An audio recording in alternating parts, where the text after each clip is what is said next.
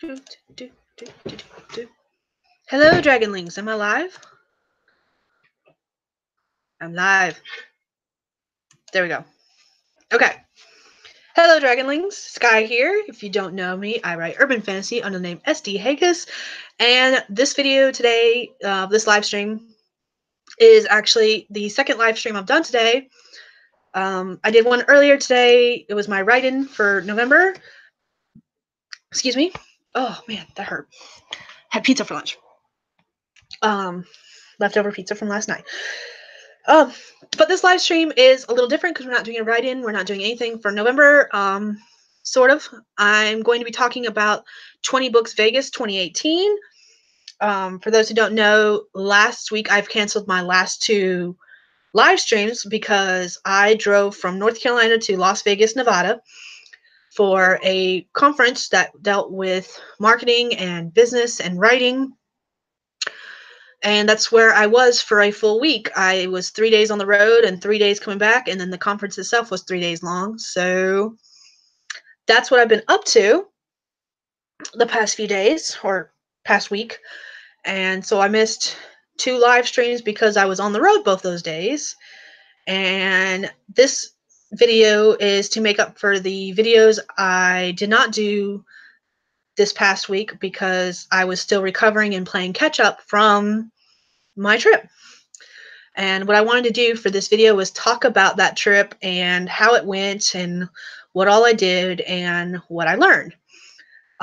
If you don't know, 20Books Vegas 2018 is a conference that a couple people put on from a writing group I'm in called 20 Books to 50K. The whole point of the group, the idea was created by one of the authors that, based on the sales he was making from the books he had already put out, he figured he would need to publish 20 books before he could start making $50,000 a year. In fact, actually, once he figured that out and he started doing calculations and doing that, he ended up making $50,000 in like 8 months or something like that. I can't remember exactly when, but the group was his brainchild, and he and one of his other author friends got together and created the group. And basically in that group, they talk about marketing and they talk about networking and they talk about various other things to get you to the point where you are making $50,000 a year. Amy, if you're watching this, Justin keeps threatening to steal my tarot deck that you just got me. Amy was here a little bit ago for a live stream, and she gave me my Christmas present early. It's a tarot deck I've been looking at hard for to use with my writing stuff. He just stuck it up his shirt. He's stealing my tarot deck. Bastard. Because I'm terrified. Check the bathroom. Falling off the sky. What are you doing? Justin stole my tarot deck that I'm going to be using with writing. Anyways, that's a video for a future time, and I'll be showing the deck then too. Anyways, Hi. That's my husband, Justin, for those who don't know. Anyways,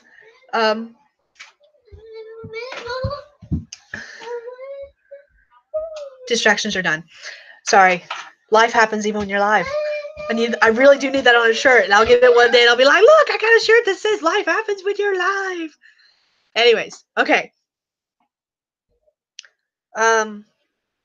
So, yeah, they formed the group that have been, and I don't know how long the group has existed, but I joined in, I think, October of last year. And I have learned so much from that group. In fact, I wish I had joined it when it was first created. When it was first created, I think it was only like a handful of people, 10 people max. And it has grown to 26,000 people in this one group. And it focuses on marketing. It focuses on what we call the end posts, where people talk about the finishing projects.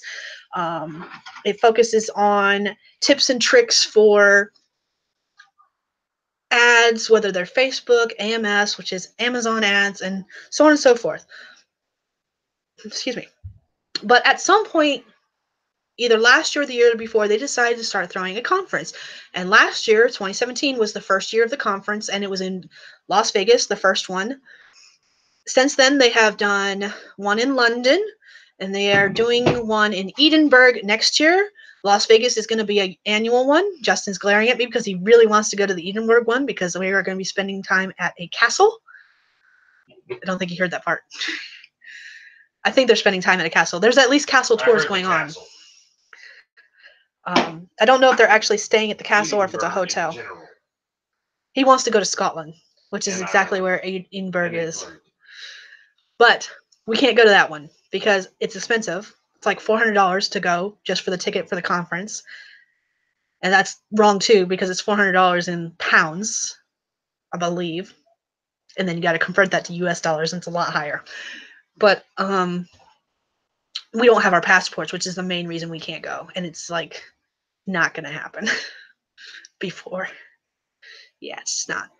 Okay. But now they have, next year they're going to have one in Edinburgh. The Vegas one is becoming an annual one. They're already starting to plan for 2019. I've already booked our hotel for 2019. Don't think Justin realizes that because we're all going next year. Already reserved our room for 2019 if you didn't realize that. Well, that explains the money out of the account. Let's see what else. There's other places. They're doing a Bali retreat. It's not actually a conference. There's only going to be a handful of them at the Bali one. They had a certain number of people they were allowing for that one because it was going to be more one-on-one with the certain people.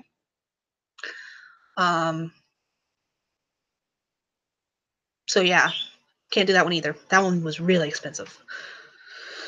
But anyways, 20Books Vegas 2018. This was my first year going. I watched all the live streams last year shortly after I joined the group because I joined the group and everyone was all of a sudden talking about this conference and I was like, what is going on? What have I done? Who am I talking to? Who are these people? What are they talking about? And then they started posting the videos of the live streams that they did last year. And I will just say this, the live streams this year were so much better than last year's. They upgraded the rooms that they were in. They upgraded the technology that they used. So everything was so much better this year based on what I've seen of last year's since I didn't go last year. It was a 3-day conference. Let's see if there are any comments with questions so far. Nope. Okay, cool. If you are watching this, feel free to jump in and ask questions about this conference because I'm just going to be rambling basically until I figure out exactly what I want to talk about it because it was 3 days from 8 a.m. to 5:30 p.m. of conference. And that's a lot of information to take in. I've got in my hand the schedule. And I guess I can download a PDF and maybe post a link in the comments. I don't know how to do that. Don't think I can do that, actually. I can post a link if it's posted online. And I know it's posted online, but it's posted to a closed group, and you have to be part of that group to view it. So I have to figure that out. Maybe I'll be able to post it to my own page and post that link. I'll have to try that. If anyone knows how to post I can't upload a document. I have the PDF on my computer of the timeline. But anyways, so I'm going to go ahead and just talk about what basically happened. The first day of the conference, I got there on Monday. The conference started at Tuesday. And Tuesday, the first thing was like an hour and a half of check-in, which was fine because in the side group for the event, for the conference itself, a bunch of people were posting for meetups. And I was lucky enough to find one for TGIF, which is in TGI Fridays, which is inside the hotel. The conference was held at Sam's Town in Las Vegas, which is a really, really nice resort. It has a bunch of restaurants inside, a bunch of slot machines. It has blackjack if you want to do gambling. It has an atrium with waterfalls and a light show. And there's lots of bowling and other stuff inside there as well, none of which I did.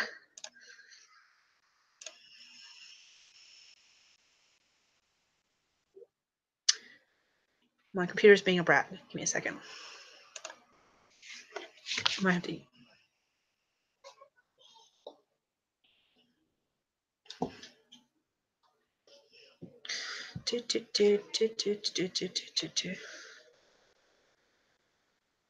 Okay, all right. The comment was not meant for me that I thought it was.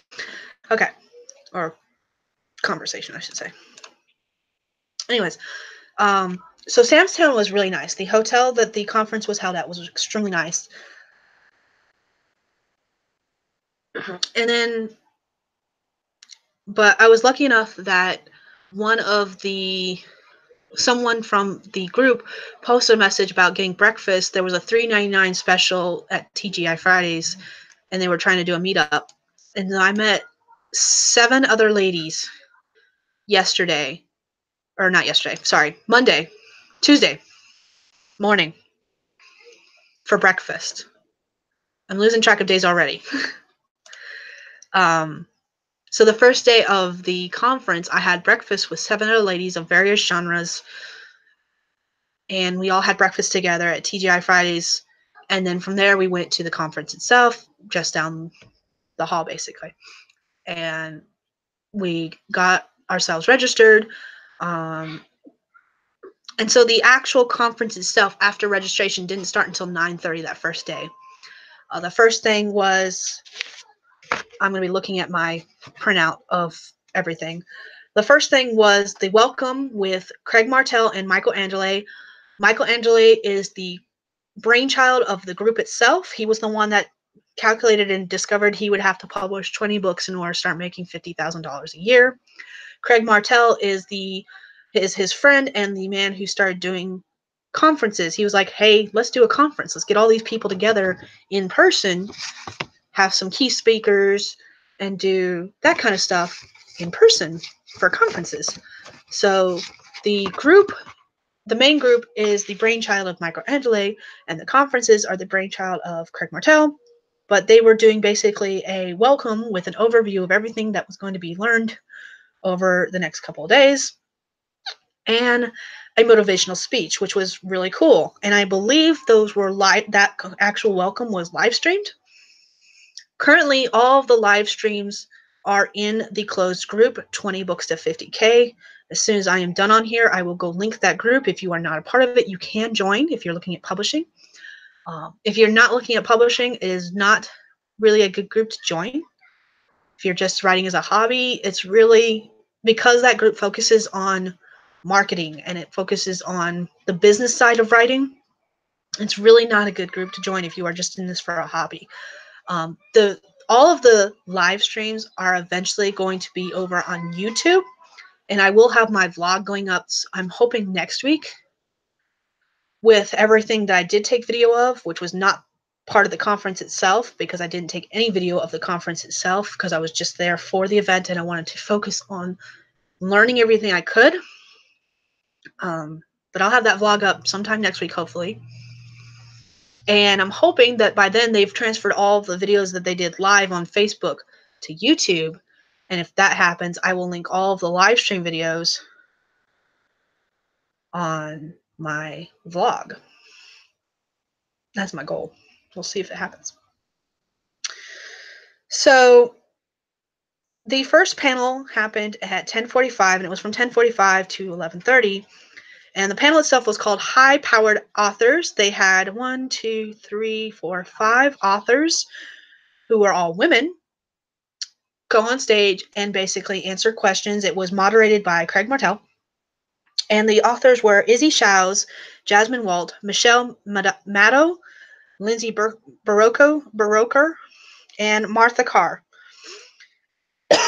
And these 5 women talked about how they got to where they were, how they started, and what they were doing.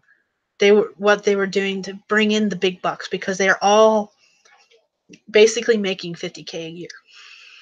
They were doing what the group's core goal is. They were high-powered authors. They were putting out work as fast as you can blink. They're putting out good work as fast as you can blink, and they're making money doing it too. And then at 1 p.m. that first day, they had an overview of Amazon data with K-Lytics with Alex Nihus, if I'm pronouncing it right. Yeah, I believe I'm pronouncing it right. I might not be. Sorry if I'm not. The next I don't remember much about that. That is still over my head because since I'm not published yet, I don't pay much attention to K-lytics. I don't pay much attention to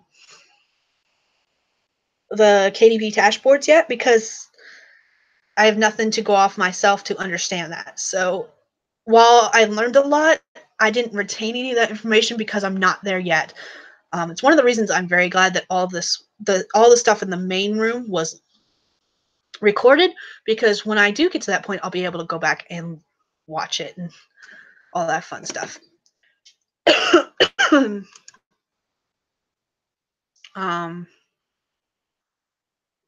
already talked a lot today.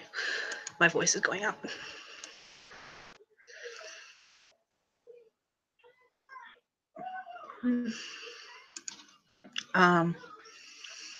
After the break was basically, it was a lunch break, sort of.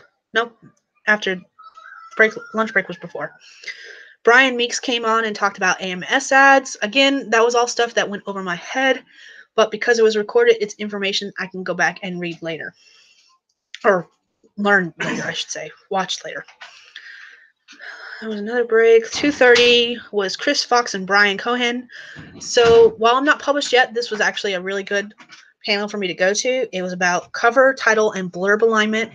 Basically making sure that your cover, your title, and your blurb are all as top of the line as they can be in order to have the most effect for what you are doing. And what I mean by have the most effect for what you're doing is that they are allowing your customers to entice them to buy, basically. Let's face it, that's exactly what it's for. That your covers match your genre and convey that genre, that your title is readable and in thumbnail version, because they don't care about when it's enlarged, they care about thumbnail version. You want the reader to be attracted to your books when it's a thumbnail, because that's most of the time when you're online and you're searching for books, that's exactly what you see is a thumbnail. And then they were also talking about the blurb. Is it good enough to hook your reader? In fact, actually, that was their big thing. With your blurb, the first thing that you need to have is that hook that draws your reader in and was like, this is something I'm interested in. And Chris Fox suggested that it be 6 words or less. So that's still something I have to work on myself. So I did actually learn a lot from that. They had 10 examples picked out, but I think they only got through 7 of those examples.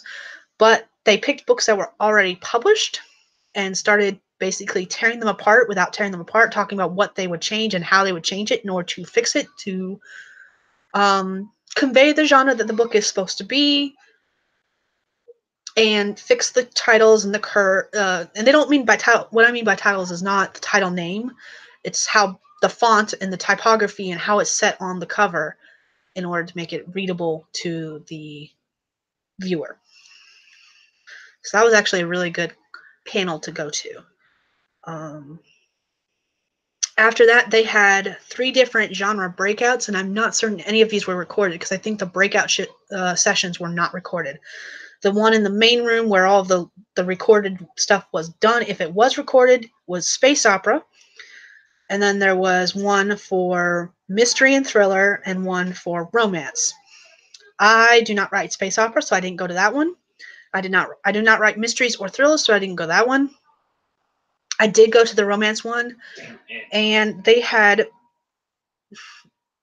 Michelle Spiva moderating it with Charisse Kelly, Patricia Edie, Melissa Haig, Laurie Starkey, and Angel Lawson. Quit cussing at your game. He's playing a game. He's got his headphones on, so I can't hear his game, but I can hear him.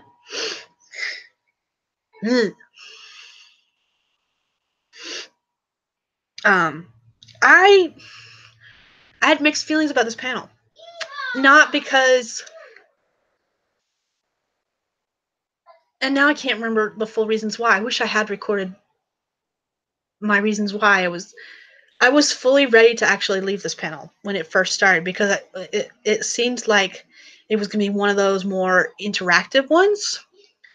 And I was there to, and what I mean by interactive, they had to stand up and do a couple of things before we actually sat down and got to the questions portion. And I was hoping with the breakout sessions, I didn't know what to expect. And I was hoping with the breakout sessions, it was basically be like a panel where we ask questions and get the answers. And in the end, it was. But when it first started off, it was seeming like it was going to be an interactive thing where we were doing stuff that had what felt like nothing to do with romance. That wasn't the case. We finally did get to question and answer kind of thing where we talked about specifics in the romance genre, whether it was the genres that were being written and the tropes and the subgenres. There was also questions about how to market various genres. Because some of these authors were more high-powered authors in the fact that they were publishing consistently and often. These are full-time authors, by the way, not people who work full-time and then write as well. These are people who work 9 to 5 as their writing job, so they're able to publish prolifically. But so while it didn't seem like a good panel for me at the very beginning of the panel, and I was very iffy about it, I did stay, and I'm glad I did because they finally did start doing the question and answer stuff I've been hoping for from the beginning. In the end, the panel felt like it was cut off. Like we got to some good questions near the end that if the panel had started without those warm-up exercises, basically, I feel like we could have gotten through some of those other questions and answers more. If that makes any sense. The last thing of the day was the very first keynote. And this was done by Krishan Keller Hanna. And she was talking about finishing what you start.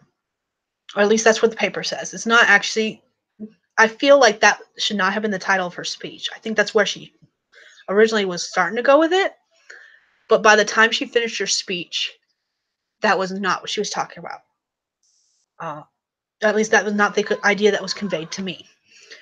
And of all the speeches, all of the panels, everything I heard over the course of the 3 days of the conference, this was the one that stuck out the most. This was the one that I needed to hear. I was telling a friend yesterday that her speech was the kind that I am going to post this, and I'm probably going to actually post it on my personal page, on my author page, and I'm going to post it everywhere I can because it's, while her speech was directed towards writing and publishing, it was one that I feel like everyone who is trying to do anything at all really needs to hear. And I'm trying not to cry right now thinking about it. If you are feeling basically like a piece of shit, if you're feeling like you can't do anything right, you can't do anything at all, you're no good, you are not where you want to be, you're not in a good place, I really feel like her speech was one that would resonate with anyone. I know that by the end of her speech, I was in tears, and her speech was only like 45 minutes long. And the thing that resonated with me the most was the fact that at the time, she was talking about publishing her first book, and she, sorry, she was on the phone with, I don't remember if it was Craig Martell or if it was Michael Anderle. She was on the phone with someone, and they were driving around, I think it was Dallas, for 25 minutes, just talking to her on the phone, telling her to hit that publish button. And she was pacing back and forth in her office at work. I don't remember what she said she was doing at the time. She was doing something where she had her own office, but she was pacing back and forth, sobbing, the ugly crying tears, saying, I can't do it, I can't do it. And whether it was Craig Martell or it was Michael Angelo or it was Brian Meeks, it was one of those three, stayed on the phone with her for a full 25 minutes telling her to hit that button, to hit the publish button and just do it. Just get it over with and do it. And I don't know what it was about that speech exactly, but it was basically at that moment that I realized that that's currently where I'm standing. I need someone to be there on the phone with me driving around Dallas for a full 25 minutes telling me to hit that publish button, because that's where I currently stand. I have a couple of works that just need some tweaks and some editing, and I just need to hit that publish button.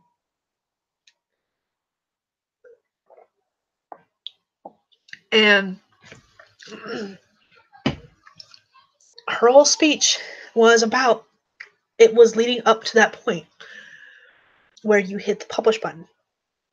And while her speech was called Finishing What You Start, I really feel it was more generated toward, and it's actually technically a good title for it. Go to your room. Go play. I'm gonna throw the toy away. Where does the toy belong? Go. You want to see me braid her hair? No.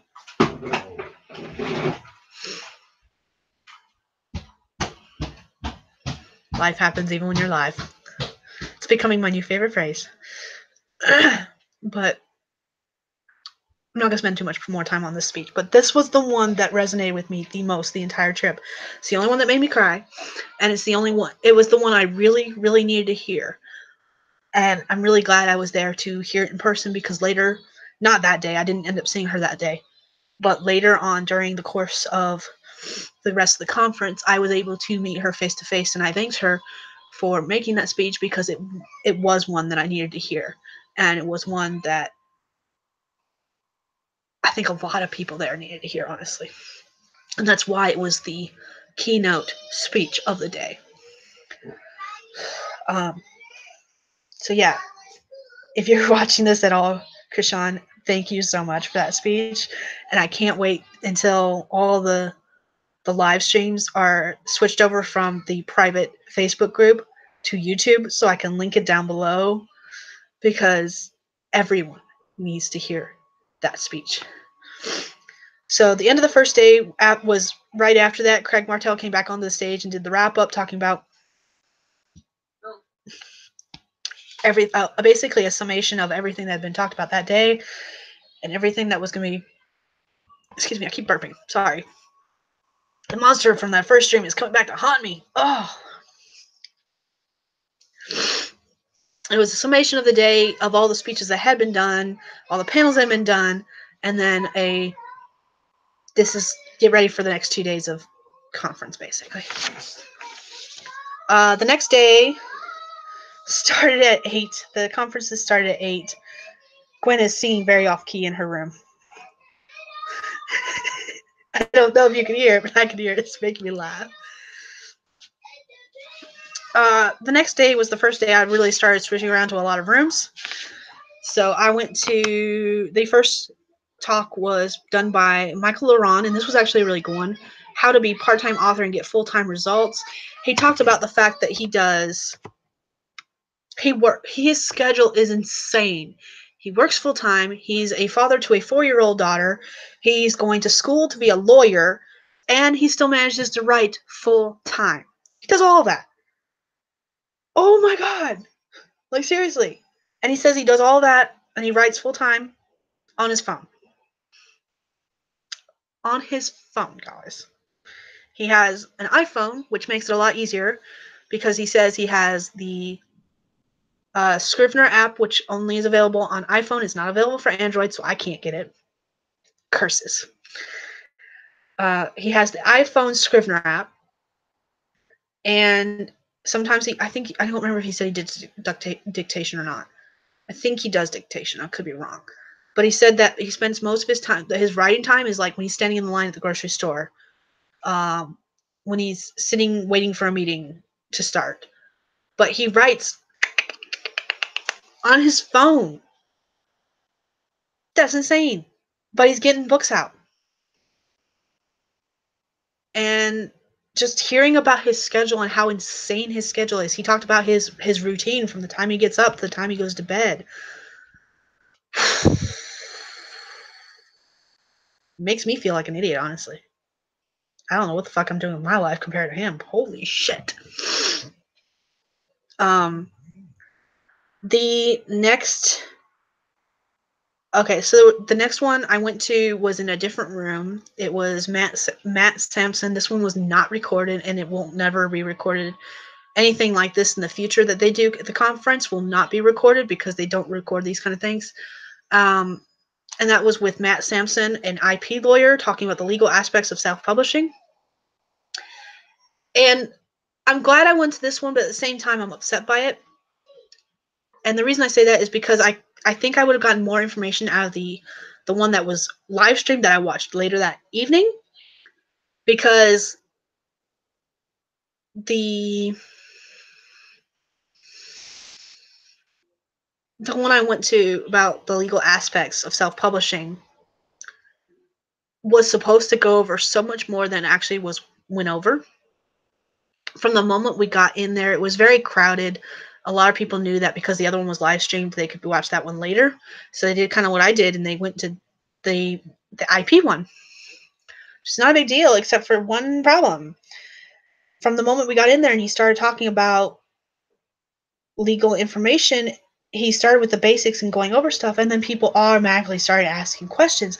And these weren't questions that hadn't been answered a dozen times over already in the group itself, in the 20 books to 50K group. They were questions that had been asked over and over, like I see one a day kind of questions.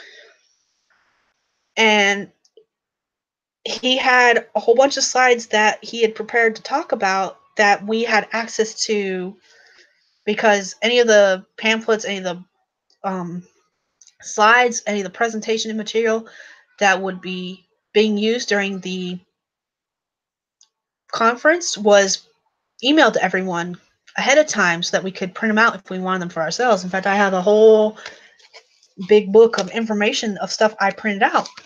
And I happen to have his slides saved to my phone so I could read them while I was at his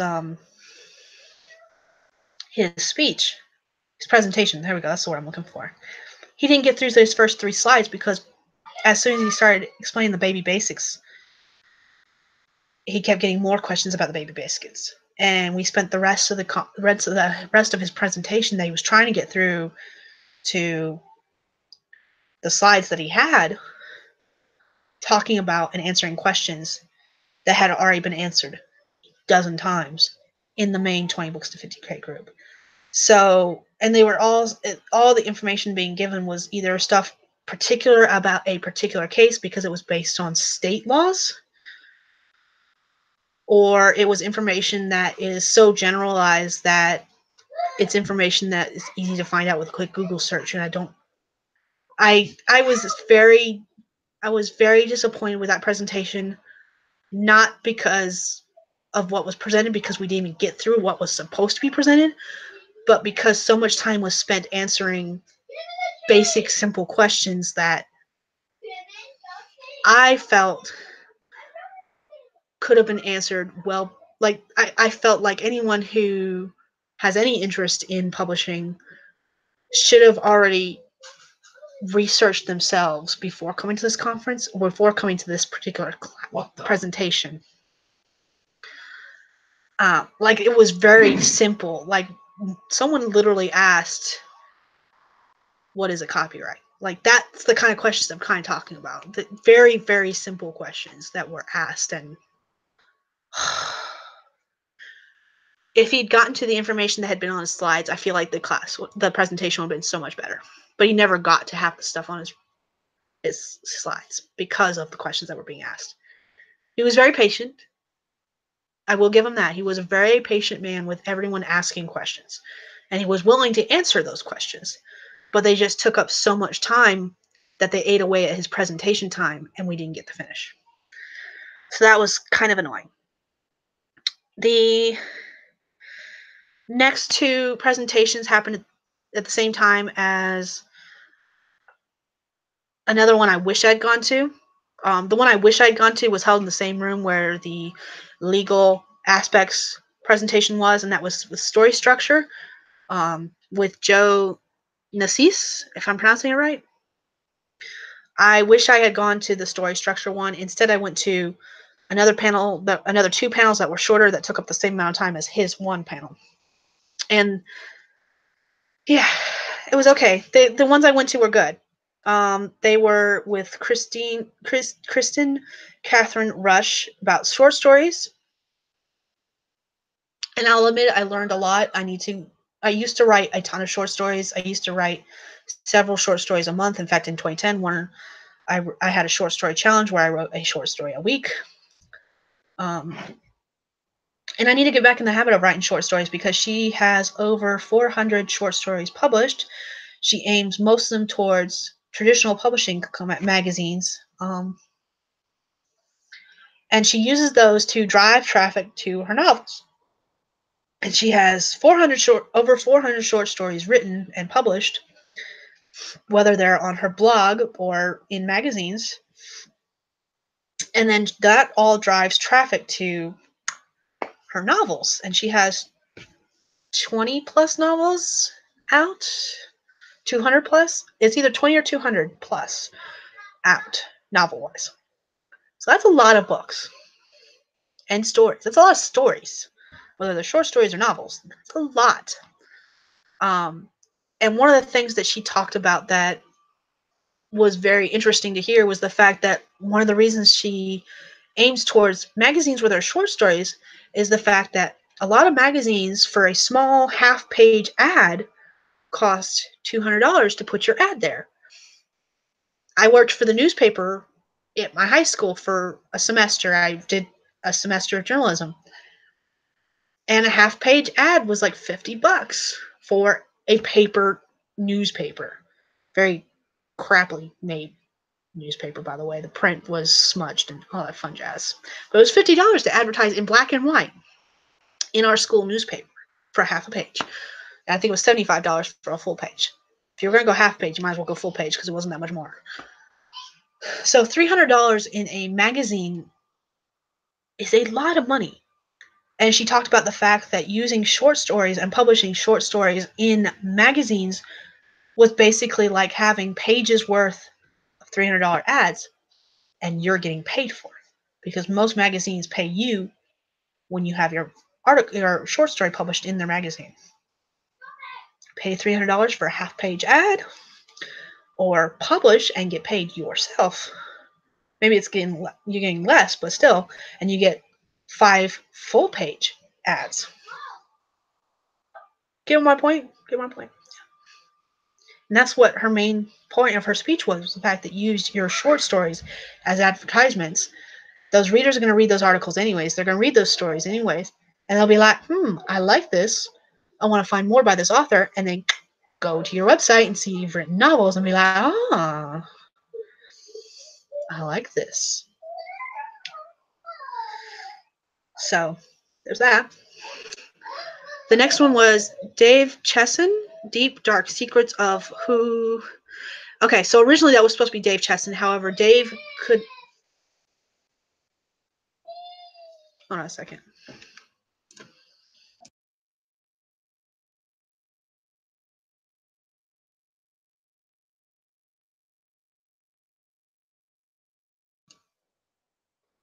My kids were arguing. They're still arguing. I'm not going to stop them from arguing. I'm just going to let them fight. And I told them to close their door. Dave Chesson was supposed to be at 20Books Vegas, but like 3 days before he had an emergency come up. His daughter was in the hospital. Her appendix burst, and there was complications when they removed it. And she was actually, if I remember correctly, she was in critical care. But by the time the conference actually started, she was no longer in critical care and she was doing better. But his wife was with his daughter, and he was at home taking care of the other kids. So he could not make it to the conference. And during the time that he was slotted to talk about how Amazon pushes traffic towards the books and stuff like that, Brian Meeks came back on. Brian Meeks from before came on, and His speech was hilarious.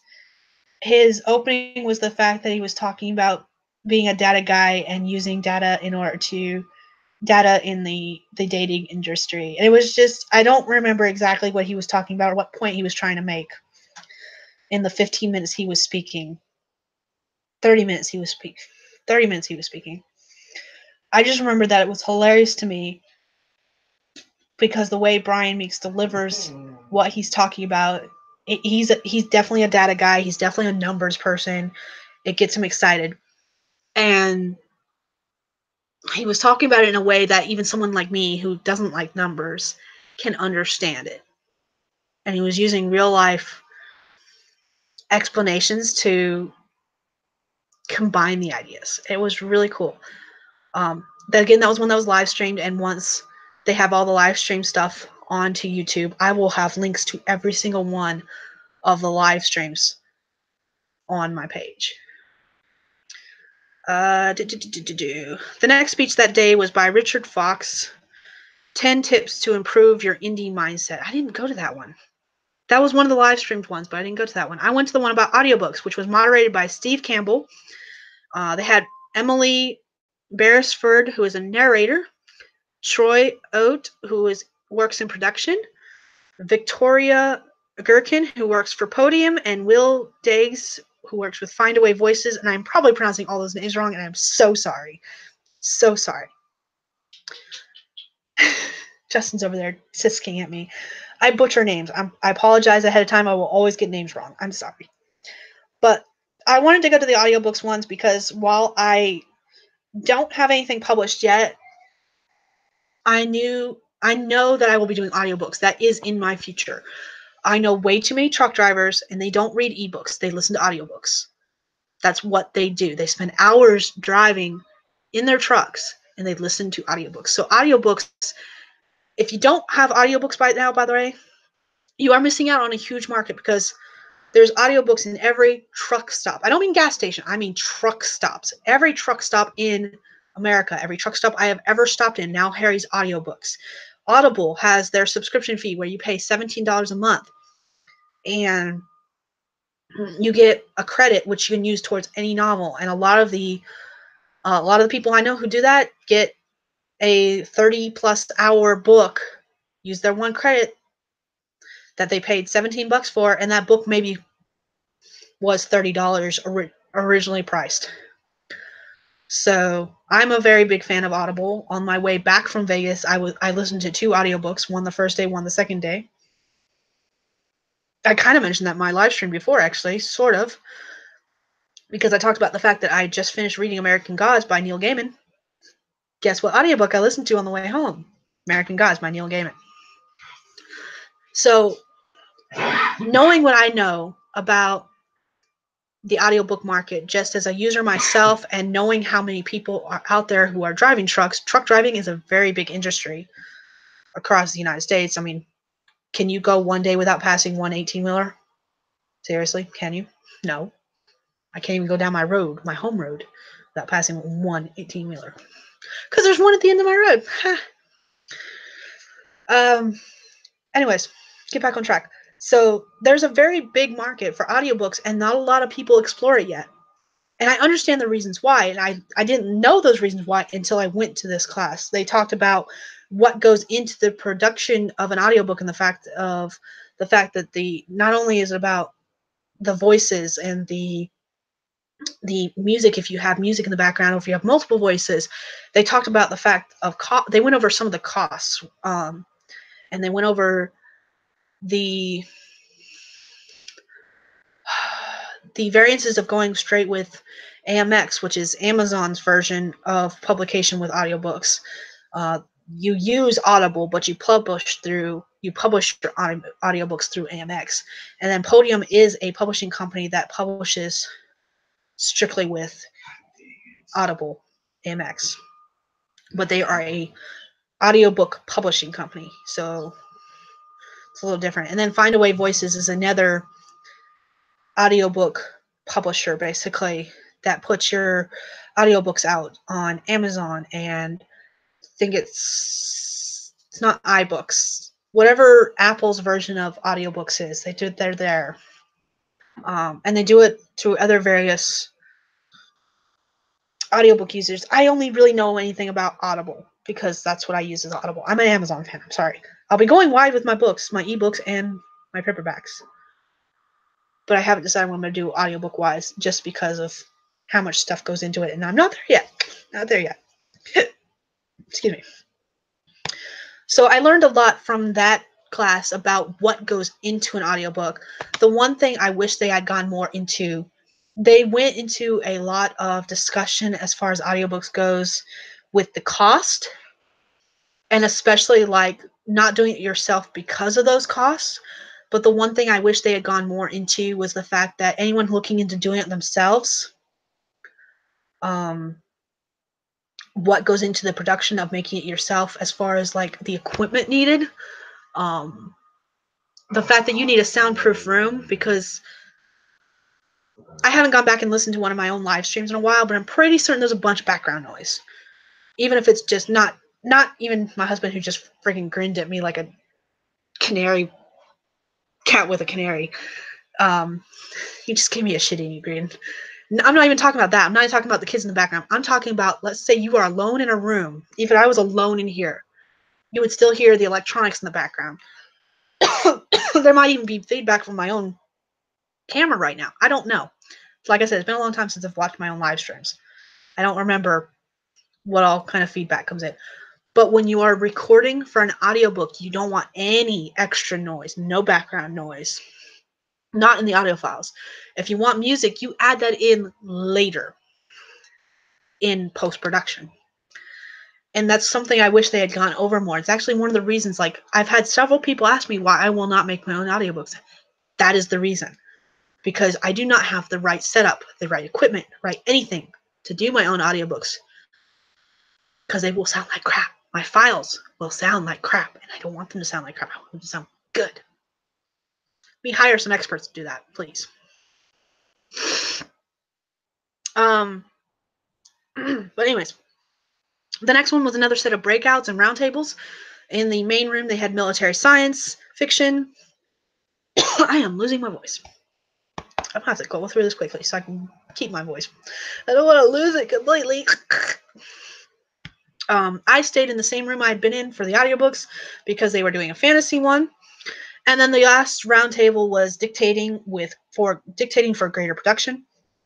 I kind of wish I'd gone to that one because while originally the fantasy one was not supposed to be recorded, someone pulled out a phone and said, "I'm recording this. Is that okay?" And the panel said yes. So they recorded it. So the one in the main room, the military science one, is recorded. I have yet to watch that one. I plan on watching it later. The fantasy one was recorded on someone's personal page and has been since uploaded to the main group. I don't know if it's going to be uploaded to YouTube or not. The last one was not, and that's the one I am starting to do dictation, so I wish I had gone to that one. You win some, you lose some. Maybe they'll do some dictation stuff next year as well. Hoping so I can go to those, because I do want to start doing more dictation. The fantasy one was good. It had Jasmine Walt, Maxwell Alexander Drake, Lindsay Baroker, and it was moderated by C.M. Raymond.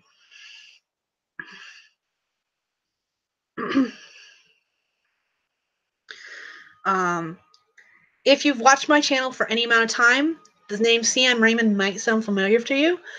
Michael Anderle too. So for those who've been following my channel, we talked about it a couple times. We mentioned it a couple times today about the AOM submission. I submitted a story idea for Age of Magic. They put out a submission call on the 20 Books to 50K group where they were taking submissions until the end of October, and I submitted the Arthurian Gambit universe.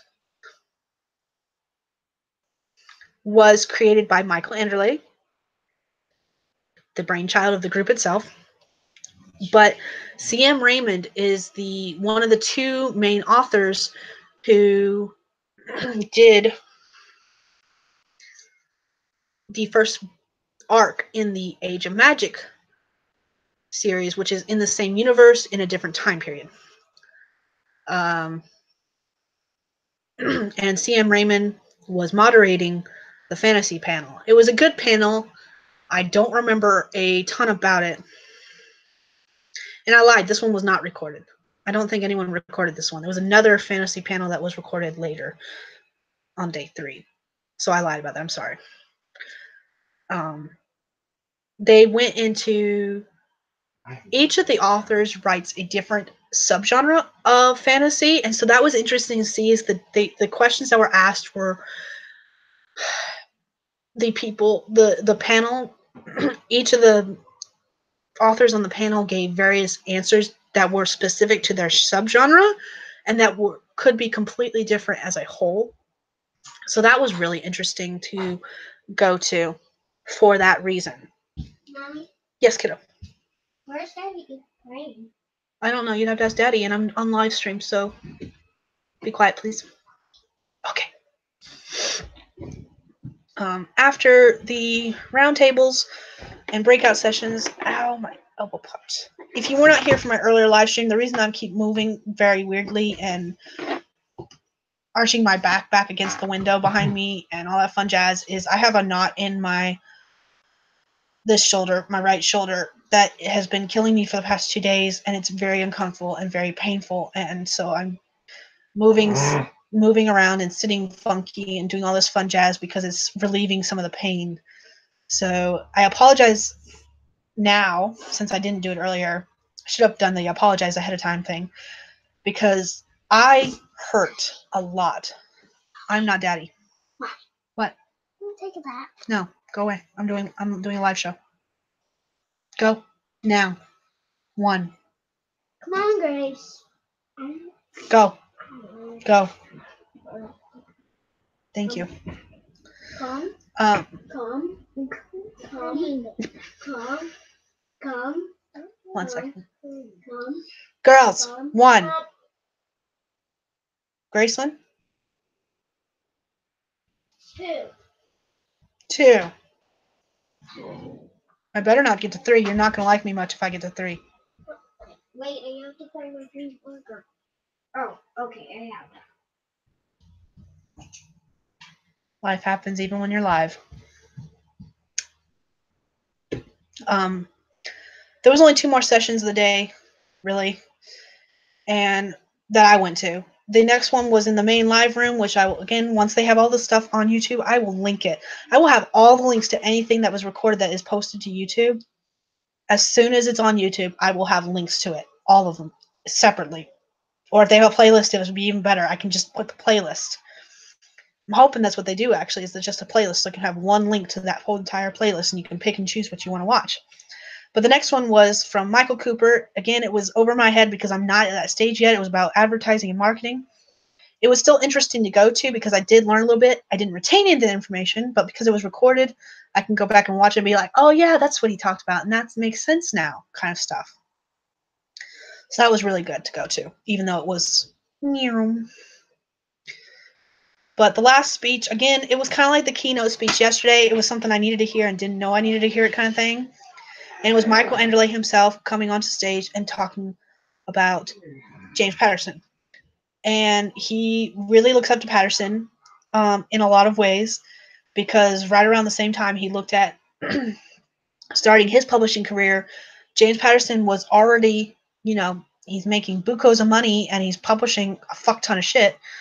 And everyone loves his shit. Well, maybe not everyone. I personally like some of his shit, just saying. And does pretty well for himself, all things considering. But the name of Anderley's speech was called Patterson, the Shit Out of Your Career. And he was talking about Justin's over there laughing. It was a really good speech. It really was. And it makes sense when you watch it. I promise. I promise it makes sense. But he was talking about being focused on not what the naysayers are saying, what you can and cannot do. Don't listen to those people who tell you, you can't do that. You can't do this. You can't do that. One of the best examples of his entire speech was the fact that he was on K-Boards. For any of those who are not published or not looking at publishing and don't know what I'm talking about, K-Boards is basically the forums on KDP Publishing that talks about everything and anything. It's the forums. And he went on to K-Boards when he was first starting to publish, and there was a whole bunch of people. Like, one of the questions that was asked was, how many F-bombs are too many? And a whole bunch of people said that you should not have any. If you ever read Michael Enderle's stuff, there is F-bombs everywhere. Here's an F-bomb, there's an F-bomb, and everybody gets an F-bomb. So he talked about the fact that he's already been publishing for a while, and he was already basically starting to Patterson the shit out of his career. And he saw that conversation. He had just finished up a next book, and he was getting ready to start the next one. And he said immediately that made him so angry. He gets so pissed about people telling him what he cannot and cannot do that immediately after reading that, he didn't even reply. He went and started his next novel, and the first line was, "Fuck this shit," or "fuck this," something like that. It was either "fuck this shit" or "fuck this." And that's how he started that book. Brilliant. Fantastic. Amazing. I love it. His whole point of his speech was not letting anyone tell you what you can and cannot do with your career. There is no one way. Anytime he and Craig Martell were on the stage together, what came up every single time was #probably. And the whole point of the #probably was the fact that there is not one true way to do something. There are multiple ways you can do the same thing. And the results, even if you do something, like I can do the same thing as you do, and we'll get various results. We will not get the same results. And that was the point of his speech. When he talks about Patterson the shit out of your career, he talks about the fact that you don't let anyone tell you what you cannot do or what you have to do in your own writing career. There are people out there who write full-time and publish multiple books a year. There are people who write one book a year. There are people who write no books a year, but write other things. They do other things writing-wise. There's ghostwriters, there's self-publishing, there's traditional publishing, there's hybrid publishing. There's people who work full-time jobs and do writing as a part-time job. There's people who do full-time jobs and writing as a full-time job. There's people who have writing as a full-time job. There's people with multiple jobs and writing. There's no one true way to do it. And the point of his speech was that fact. And finding what works for you and going with it. And I love that. It was amazing. So I've already been on here an hour talking about the first 2 days of the conference. So I'm going to hurry through the last day, which was much, much, much shorter. My schedule has it going until 5 o'clock. Sorry, 1700. I like how he did standardized time. I think it's standardized time. Universal time? I'm not positive what it's actually called. 1 to 12 a.m., 1 to 12 p.m. kind of time. And then on the very last day of the conference, his conference sheet says 3 p.m. and then it says 1700, which for anyone who doesn't know, that's military time for 5 p.m. Craig Martell was a Marine. So, yeah, he switched to military time just for that one day, that last day at the last time period. So, yeah, it works. But, the third day was interesting. It started a lot earlier for me. There was 2 sessions going on. If you went to the 8 a.m. session, it started normal. If you went to, and those ones were recorded.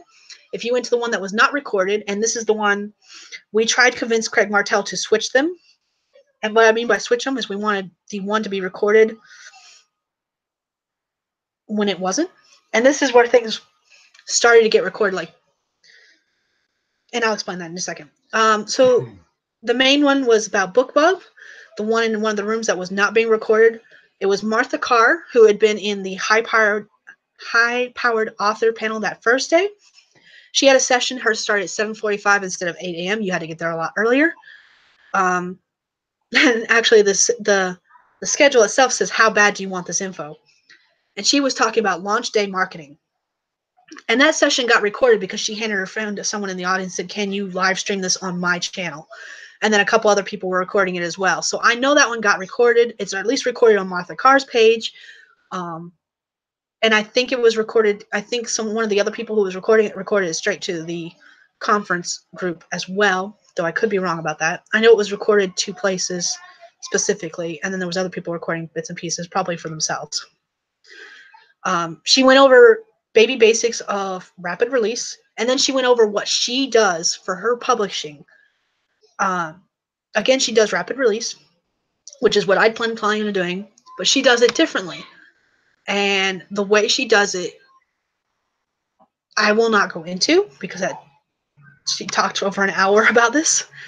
But basically, she doesn't do pre-orders. She just publishes with a link to the next book, or not a link because she doesn't do pre-orders, with information about the next book, and basically an excerpt at the end of the previous book. And then she publishes them at certain dates. I don't have my notes in front of me. I did take notes for her presentation since I didn't think it was going to be recorded. Because I didn't know at first it was going to be recorded. Because it wasn't supposed to be. Shows what we know. And then after that, I stayed in that same room where, again, things weren't supposed to be recorded, but were because people recorded them. And that was the Urban Fantasy Breakout. This is the one I was most excited for because Urban Fantasy author. It was narrated by Martha Carr, which is one of the reasons it was recorded, because she recorded it on her page. And it had a panel with Michael Angeli, Orlando Sanchez, Joe Nassis, Izzy Shows, and Jamie Davis, who are all urban fantasy authors. Again, various versions of urban fantasy. What? Go play. Go play, Gwen.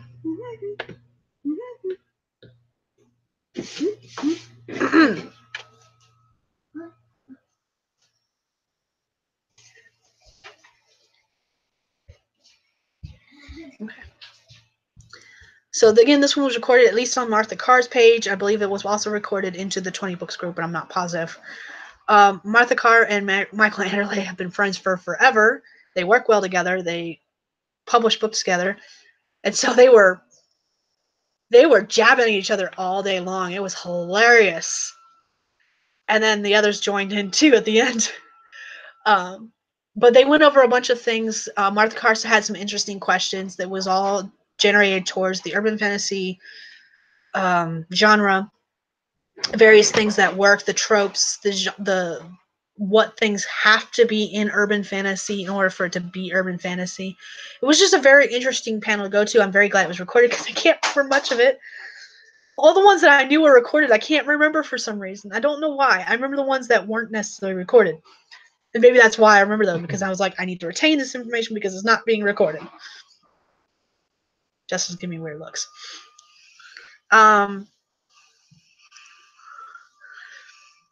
After that was a short break. There was lots of breaks in between a lot of these panels, just so you know. There were breaks throughout the day. It wasn't just boom, boom, boom, boom, boom. I've been skipping over the breaks as I've been discussing this stuff. But the reason I'm mentioning this break is because during this break was when my one-on-one session with Joe Solaris, if I'm pronouncing his name right. I hope I am. I'm probably pronouncing it wrong. Joe Solari. Again, I might still be pronouncing it wrong. My one-on-one session with Joe Solari, he is a businessman. He's been in business and law for 20 plus years, I think he said. I can't remember exactly. He put out in the main group, the 20 Books to 50K, saying that he was going to do, he had a keynote speech last year. And this year, he was offering one-on-one sessions, and you had to sign up for a one-on-one session with him. I've been looking into creating an LLC so that I can publish my work under, and so I wanted a one-on-one session with him to talk about that. We have been emailing each other back and forth ever since I set up my appointment. He wanted to know what my plans were, where I wanted to be this time next year, and all that fun jazz, and he gave me some opinions there based on the feedback I gave him. And then our one-on-one session was more solidifying what we had talked about. I learned a lot that I cannot go over here because I have a whole other video I've already somewhat recorded. I've already half recorded it, and I have the rest of it I need to record based on that one-on-one session alone. Go, take that with you. And then a lot of what we were talking about was personal to my own situation based on what I want to do. And again, I do go over it more in the video I'll be doing in the future, but not here on this live stream. because I want a whole video dedicated to that. After my meeting, I made it just in time to finish up the one of the ones that was live streamed that I'll have to go back and watch the first half of because it was during my meeting. James Blatch was talking about the self-publishing formula and using videos to attract and retain fans. He was going over how to use video in Facebook live stream, basically. He was talking about Facebook live streams. He even did an example where he used Be Live. I think that's the name of the site. Let me see if I can get it to work. Be.live. If this works, I'll include the link in the chat. I think this is it. That's not it. Is it be.live.com?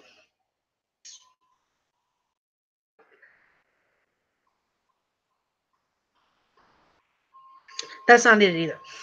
When I figure out what the actual, it's be.live.something. I don't remember what it is. It might have been .org.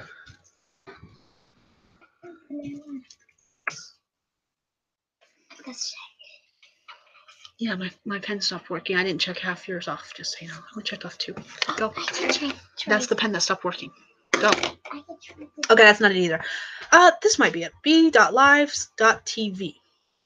We're going to do live streams on Facebook, so that might be it.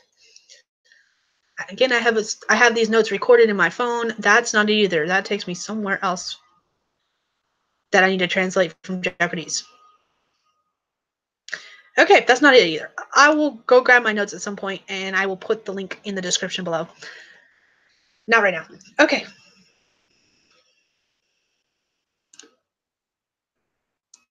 I've made my computer very angry with doing all this.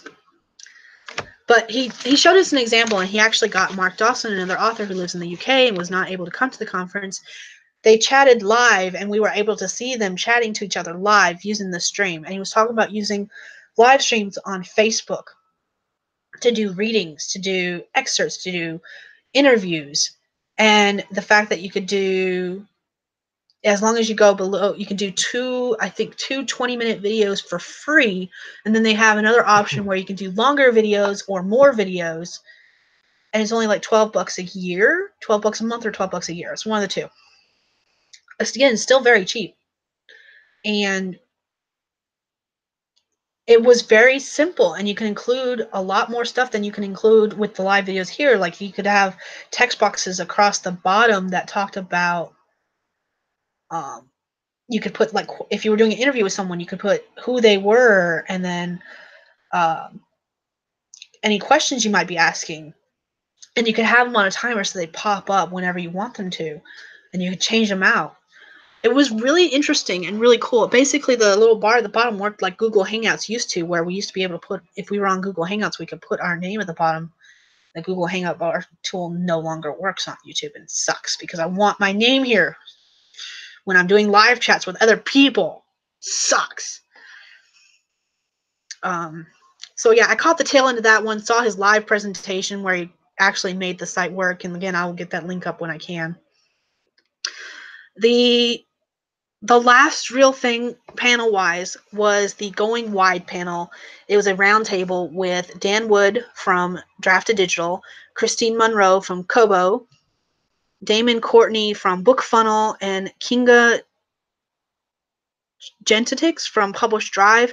And they brought someone up. I don't remember his real name. I just remember they called him, and now my mind blanks on the nickname they gave him too. Italian Jesus? Something Jesus. Because he looks, yeah, it was actually a fitting nickname. Australian Jesus or something like that. I don't remember what they actually called him, and I don't remember his real name. I'm sorry. I'm a horrible person. I'm bad with names, as you can tell. He wasn't originally supposed to be on the panel. He was from Reezy, which is a author services company that offers like editing and marketing and everything, basically. Not a publishing company itself, but it offers author services to indie authors. And the roundtable had a whole bunch of questions and answers for publishing wide versus sticking with straight Amazon. What they mean when they say going wide, for those who don't know, is there's two ways you can publish. You can publish straight to Amazon so that you are Amazon exclusive. If you go Amazon exclusive, you are in the, this is with ebooks, not paperbacks, by the way.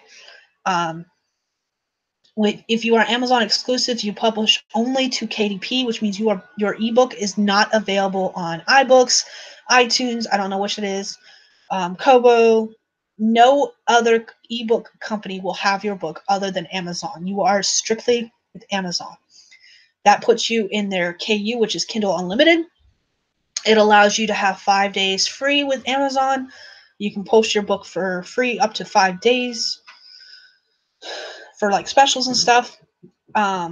Whereas going wide, you have your ebooks with any and all publishing companies. And one of the easiest ones to do that with is Drafted Digital or Publish Drive. Kobo is another publishing company for ebooks, and they are actually, one of the things they talked about with going wide is that they're starting to branch out into audiobooks. BookFunnel allows you to deliver your books to audience. Like, say, if I set up a PayPal page and say, if you want this book, if you want this ebook, and you want to pay me directly versus anyone else, I could post a link to you straight to my my website and have a BookFunnel link, and they would basically deliver my book to you, and you pay me through PayPal, kind of thing. BookFunnel does a lot of other things. A lot of people use BookFunnel for like newsletter stories. If you ever click a link on a newsletter, if it doesn't take you straight to Amazon, it usually takes you to a BookFunnel link where you could pick which version you want, whether you have a Nook, a Kobo e-reader, and Kindle, or anything like that. No matter what you are, BookFunnel is universal, basically. So that was an interesting panel to go to, where they talked about what's going on with their various companies, what they're doing, how they, I don't want to say compete with each other, because they don't really compete with each other, because it just depends on what you as the author want to do with your own books, how you want to publish, who you want to publish with, what is simpler, easier for you to do, but how they do things the same as each other or differently than each other. They almost all of them said something about projects that are going to be happening in the future that they can't talk about. Every single one of them had something. They were like, we're going to be doing something in the future, but we can't tell you what that is because it's still under wraps. Every single one of them said that. I know Drafted Digital is usually with ebooks. However, one of the new things that they've got going on right now is they are starting to break out into print. CreateSpace is going bye-bye. KDP Print is taking over in CreateSpace. CreateSpace, for those who don't know, was Amazon's paperback publisher, and KDP was their ebook publisher. And now KDP and KDP Print have been joined together so that you only have to go to one place and you can publish your ebook and your paperback. Maybe someday in the future they'll do hardbacks as well. Hint, hint, Amazon. Hardbacks, maybe. And CreateSpace is going bye-bye with the inclusion of KDP Print with KDP. And Drafted Digital is doing the same thing. They were strictly ebook, and now they have a beta out currently for print. And so some of what we were talking about in that roundtable, a lot of the questions that were being asked of the people on the panel was about Drafted Digital's new print program. In fact, actually, I got a chance to talk to Dan and a couple others from Drafted Digital after the conference was over. I saw them outside, and they were talking with Michael Enderle about various things, and I actually asked them a couple questions myself about how the print program works, because while I'm not there yet, one of the things when I start publishing, I will be publishing ebook and paperback at the same time. And I had a couple questions on how the paperback information works that were not talked about during the presentation. And I was able to talk to those three gentlemen who all work for Drafted Digital at the same time and hear all three of them that work in various departments of Drafted Digital hear their responses and how they differed or matched. It was really interesting. After that, the conference wrapped up with questions for all the guest speakers that were there for the panels and the main speeches. And then they had the raffles. Those who sat in chairs were offered different raffle things throughout the conference versus those who were sitting at tables. They got different raffles. In fact, one of the coolest things was the main thing that was the very last raffle prize they did was the trip to Bali. They had an all expenses paid trip to Bali to join the retreat that I mentioned at the very beginning of this live stream. That's a week long with more one-on-one with only I think there's only gonna be 15 people there total for the Bali trip, honestly. And like I said, it was more one-on-one, but they were giving away a all expenses paid trip to one lucky person. And it was very awesome because that person has since come back onto the group and thanked everyone and saying that she won it on her birthday. So that was awesome. She's taking her daughters, I think, on the trip with her before her oldest goes to college, which I think is the awesomest thing in the world. But yeah, it was an all expenses paid trip to Bali for the writing retreat, and she won it on her birthday, which was kind of cool. After that was the author signing event. Originally, they were going to be doing authors would be able to set up and sell their books. However, due to some legal aspects, they changed that kind of sort of not exactly last minute, where if you went to the signing event, you could sell your books yourself on your site and just bring them for your fans to buy. Otherwise, it was just people come in and walk around and check out your books and see what you write and pick up cards and stuff without you actually selling anything. Again, due to legal stuff. They did track who all was coming in. They did more raffles. There was Kindle Paperwhites, I think they're called. Whatever, one of the new Kindles. I can't remember what the newest Kindle is. I think it's called the Paperwhite. Now I want to know. Curious minds want to know now. Amazon always recommends Kindles for me, so maybe I can find it real quick. Or not. My computer is very unhappy with me. It doesn't like my live streaming, apparently.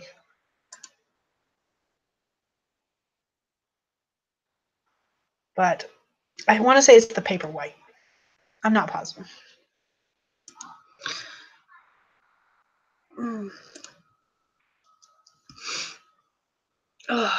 But it was a meet and greet with fans, basically, is what it came down to. And they gave away 3 of these Kindles to raffle winners. If you had signed up, if you were a fan and you had signed up originally when they talked about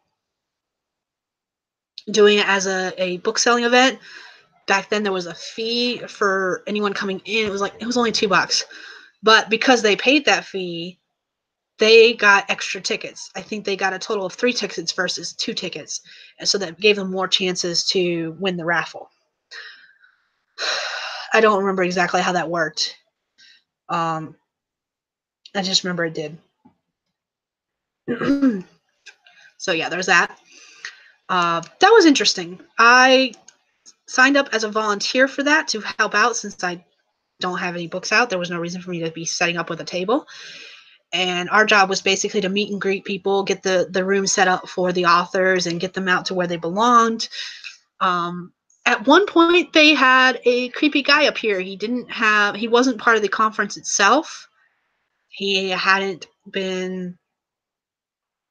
He said he wasn't there to check out authors. And he just gave off a creepy vibe, and he was chased away not once, but a couple different times. And shortly after he was chased away the last time, there was a lot of talk later after the conference was over about people missing things. So I have a distinct feeling, even though we chased him off several times, I think he was a thief. I'm pretty certain he was pickpocketing people. or at least trying to. He didn't succeed in the conference room where the signing was being held, but outside the room where the signing was being held, he kind of hung out there for a long time until we finally chased him off completely, or security chased him off. Someone chased him off completely because he was not giving anyone a good vibe. And especially like the hotel itself that we were at, I don't know if anyone remembers, but Las Vegas last year, not at the hotel we were at, not at the hotel the conference was being held at, but a hotel along the strip itself. We were off the strip, but there was a hotel along the strip itself last year where the Las Vegas shooter came in with guns and murdered a whole bunch of people. So one of the reasons we were watching the door was for that, and security in the hotel itself was amped up during our conference more so than the rest of the time of the year. And actually there was, according to a lot of people that had been both here this year and last year, said that security about the hotel rooms themselves, if you stayed at the hotel, was different. They were told at the front desk when they checked in that if they had the do not disturb sign on their room for more than 2 days, that despite the do not disturb sign being on their door, the cleaning crew would still go into your room, and it was for security reasons because they wanted to make sure no one was doing things that they weren't supposed to be doing. And the main thing about that was because of the Vegas shooter a couple years ago, last year, around this time last year. So all in all, it was a good event. The signing event was a good event. That was really the only incident we had. And again, we chased him out a couple times because he was acting very shifty and creepy and not like someone who was there for good intentions kind of thing. Yeah, I totally get the do not judge based on looks thing, but when you're wearing sunglasses and a hood, dark clothes, and refuse to take any of that off, you're not there to look at books, you're not there for the signing event, and you were not an author for the conference, you're not really giving yourself an awesome chance to stay among the company that you were trying to get amongst. So he was chased off. Throughout the entire conference, there was one of the authors that was there, Troy Hill, offered to do professional photos. He had his photo stuff set up, his photography stuff set up on one side of the conference room, and he was doing author photos all.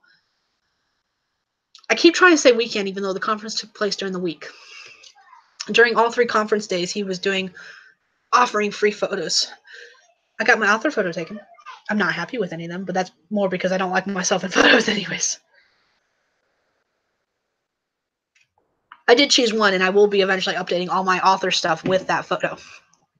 But I'm one of those people, I don't think I look good in a lot of photos, so meh. It's actually a good photo, it's just I don't like it because it's me. Yeah. But yeah, I don't know if there's anyone watching this. It says I have 1 viewer right now, but I'm pretty certain it's me staying on my own YouTube page so I can see if there's any comments, and there's none so far. I don't really know what else to talk about. I've already been talking about an hour and a half about what's been happening at this conference. As far as what I learned, because some what people were like, you need to talk about what you learned. I sort of talked about that when I talked about these various panels and stuff, what I've learned. And the stuff I did not talk about is stuff that's going to be in individual videos, like my one-on-one with Joe. I will have it in its own separate video. So I'm not certain what else to talk about. So I guess I will wrap this up. It was 3 days of lots of panels and lots of learning. There was 2 speeches that stuck with me the most, and that was the one from Michael Anderle about Patterson the shit out of your career, and the one from Krishan Keller Hana about finishing what you start, which to me was not exactly what the panel was about. I guess sort of what it was, speech, but to me there was so much more to it than that. But those were the 2 that stuck out to me the most, and the ones that as soon as they are available, I'm going to list all of them, but those are the 2 main ones I want to put listed here. But yeah, if you are interested in learning more about what I learned, go ahead and leave a comment down below. I'm not certain what else to tell you. Like I said, I will, as soon as they have YouTube, the videos, excuse me, oh my God. Ow, the hiccups are starting to get painful. The burps and hiccups are starting to get painful. As soon as I put all those links on Facebook, I will add them into the description below. But that's all I have for you guys now. I've talked for an hour and a half. My voice is hurting a lot. My throat's hurting a lot. So it's time for me to stop talking. And I will see you guys in my next video. Bye.